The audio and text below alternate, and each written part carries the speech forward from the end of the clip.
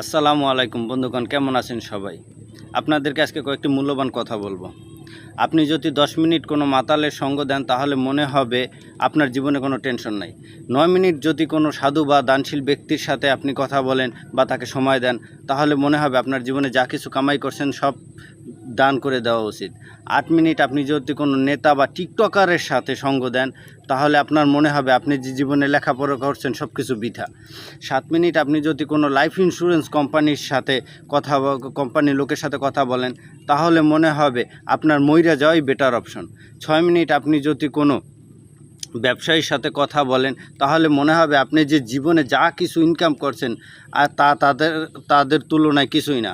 5 minute আপনি যদি আপনার পছন্দের শিক্ষকের সাথে বসেন তাহলে আপনার মনে হবে আবার যদি স্কুলে ফিরে যেতে পারতাম।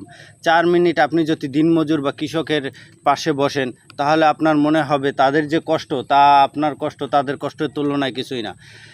3 মিনিট আপনি যদি দেশের সৈনিক বা কোনো মুক্তিযোদ্ধার সাথে বসেন তাহলে আপনার দেখাবে তাদের জীবনে যা ত্যাগ করেছে তা আপনার ত্যাগের তুলনায় এগুলোর তুলনায় কিছুই না। 2 মিনিট আপনি যদি আপনার কোনো ভালো বন্ধুর সাথে বসেন তাহলে দেখবেন যে আপনার জীবনটাকে আপনার জান্নাত মনে হবে।